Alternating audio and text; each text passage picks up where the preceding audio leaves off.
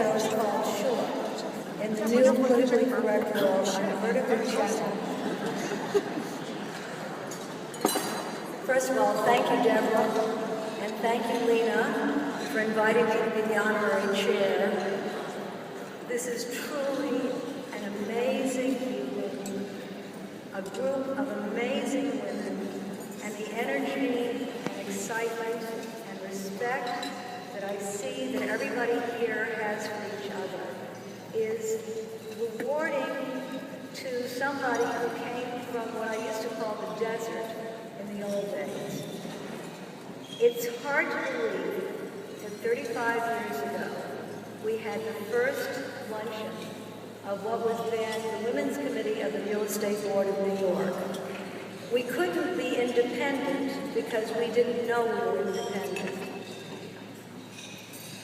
We were named that because we needed legitimacy. When I first started in the industry, there was no networking organization that accepted women. The Real Estate Board of New York, by its tradition, was a male-only bastion for the most successful. The Young Men's Real Estate Association was, by its title and by its bylaws, for young men who could only apply if they were under 40, and you heard the word man. When I tried to join, they said, "You're not a man, you can't join." Many of the women who were working in this field at that time were fairly new to the business world. Most of us did not have law degrees or business degrees. We had little professional experience in the business world. We were frequently the only professional women in the firms that we worked in. I was hired in 1974 as a part-time assistant to Ed Gordon, who owned his own small, growing real estate firm. I worked 4 hours a day, 4 days a week, so I could be home when the children came home from school. He invited me to the 1975 Real Estate Board dinner. I went to that dinner. There were 2 other women there, Peggy Carnegie, a sales broker, and Leona Helmsley, married to the famous Harry Helmsley, and myself, and 1,800 men, all smoking the biggest cigars I'd ever seen.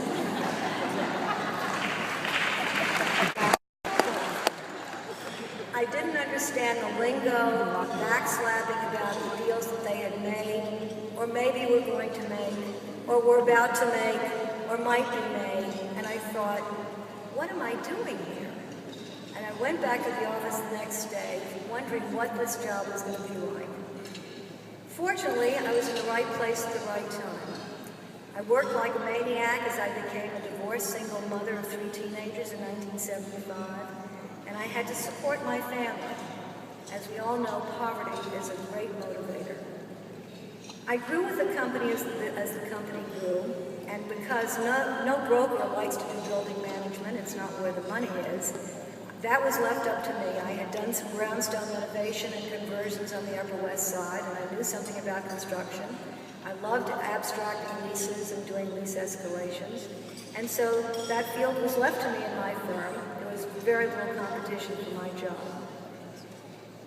An almost accidental revelation came to many women in the field when in 1977, the Real Estate Board asked a few women, of which I was one, to head a seminar at the board, which was entitled Women in Real Estate Who Had Made It.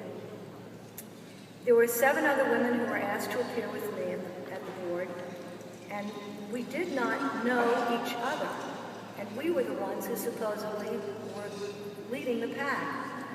Nor did we know the 100 women that attended that seminar that evening. We didn't feel secure in our jobs. We certainly didn't feel we had made it. It was painful to realize that there were limited opportunities to make contact with our peers, and no knowledge of whom to go to for career advice. I was struck by our isolation and began to seek relationships with some of the women who had attended that real estate board event. At the same time, I had the great good fortune of coming across an article published in the mid-70s on the subject of the doctoral thesis written by Dr. Martina Horner, who was then president of Radcliffe College. Her research focused on intelligence, motivation, and achievement. Her conclusions about women competing in the business and academic worlds was that the high levels of anxiety that women were experiencing were caused not by the fear of failure, but by the possibility of success. She reasoned that women developed these anxiety levels because they could not reconcile their desire to excel with society's view that women who were intelligent, independent, or ambitious were feminine. They were not considered feminine by the larger workplace world, which was dominated by men. And while the idea of the fear of success thesis was novel, I felt the fear of failure was equally strong, as women were traditionally expected to be good girls, not take too many risks, and to keep a low profile. After a few months of struggling with these ideas and deciding to be brave and unafraid, and I really was not brave, and I was very afraid, I approached a few of the successful women in our industry to enlist their help in forming a women's networking group. The thud of the no's were emphatic and embarrassing to me. They were either too busy or had fought too hard themselves. Why should they help any other women? And that was the exact quote of one of the women. Or they simply had no interest. So we had to start with us newbies, untested, relatively inexperienced.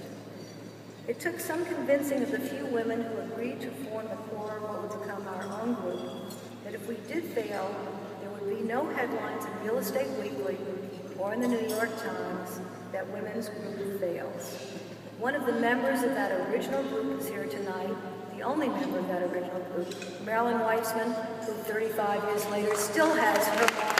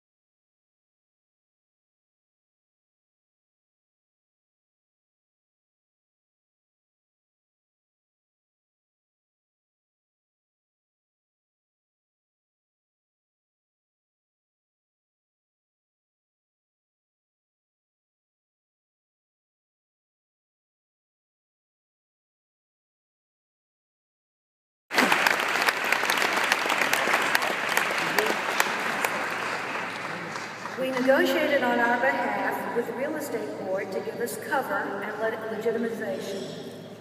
Working after our regular business hours to develop the basics of the organization, we were able within a year of very hard work and careful planning to formulate the structure and write the bylaws of the organization, and we proceeded with trepidation.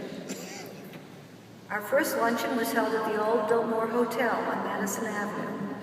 It was in December of 1978. The title was Opportunities for Women in Real Estate. We had 4 male prominent owners of their own commercial firms as our speakers. 175 women attended that event, and that was our beginning.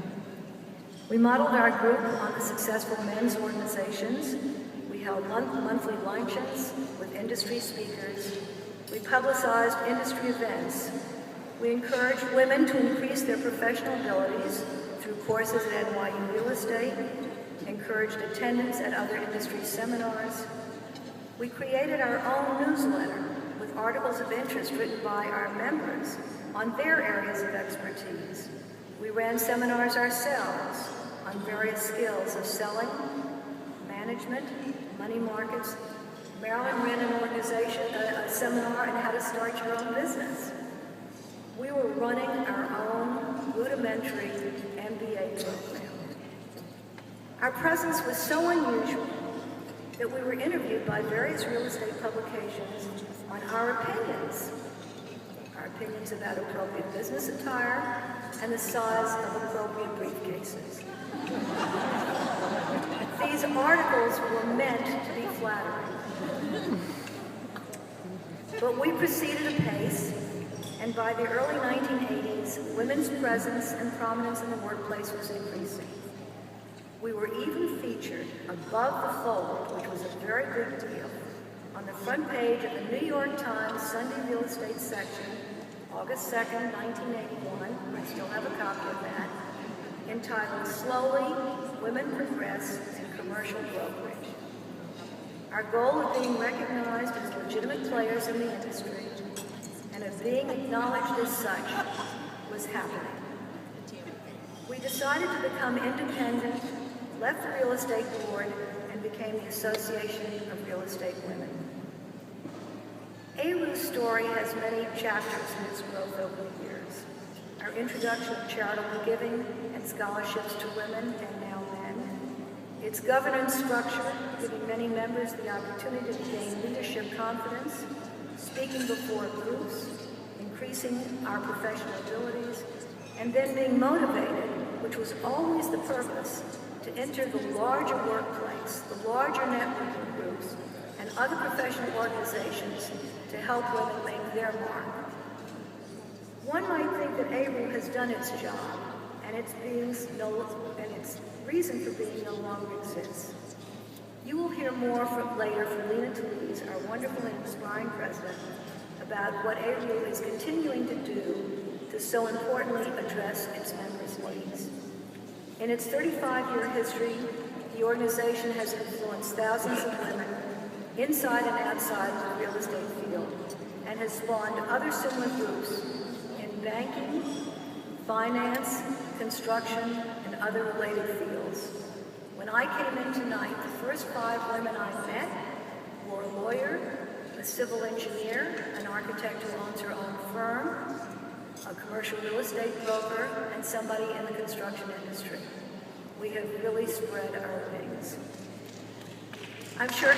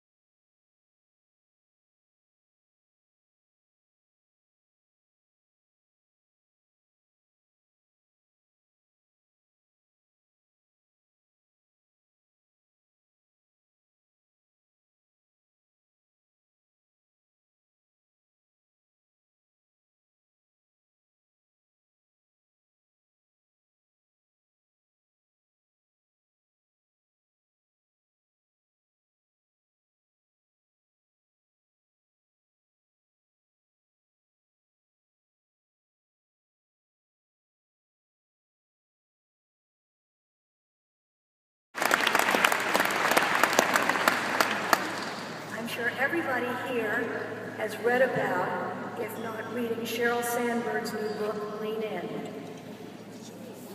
Her book emphasizes her goal of motivating women to attain the highest levels of management in their chosen profession and of going into government service so that there will be at least 50% of the female gender represented in the governing of our cities, our states, and our country.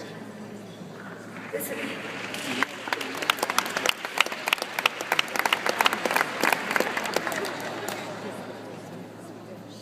don't know if you can hear me, but this is both an admirable and desirable achievement for many. There is much to learn from her clear thinking and writing, her own experiences, and excellent research data about developing one's professional life. However, the state of the playing field for men and women in today's world is still not level.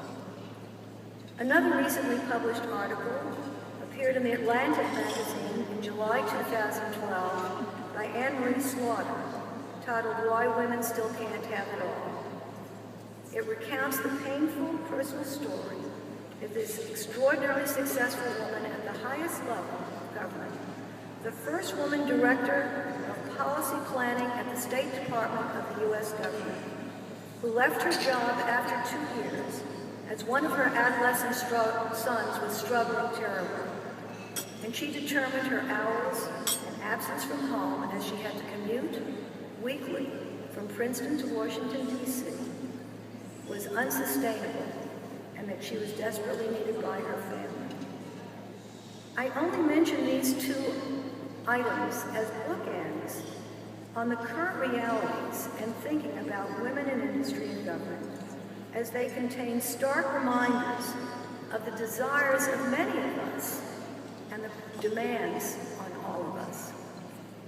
Women's achievement in this industry in the last 35 years, as I've said before, have been breathtaking. The list goes far beyond those few areas I mentioned earlier, and the industry and all its participants are to be congratulated on these successes. However, we know that working at any job at which you are unable to set your own timetable or have flexible working arrangements requires difficult choices. Most of us have been there or are there today, trying to achieve some balance and making those hard choices every day. There are still struggles for women as well as for men in balancing the demands of the workplace and the demands of our life's commitments. I am proud of my own very adult children, all of whom are here tonight, and their spouses, all leading busy and complicated lives of work, parenting, and community engagement. Individual members of the four families have made hard and sometimes painful personal and professional choices in order to achieve the overall goals important to them. They are amazing, devoted parents to their children, to our 9 wonderful grandchildren. Women are in the workforce for the long haul. The conversations about equality, ambition, and achievement in the workplace have to continue. In the boardroom with your colleagues and in the bedroom with your partner. The search for excellence in performance and great achievement is a desirable but individual goal. Each person must make the determination of what fits their needs best, their goals and aspirations, and enables them to fulfill their dreams.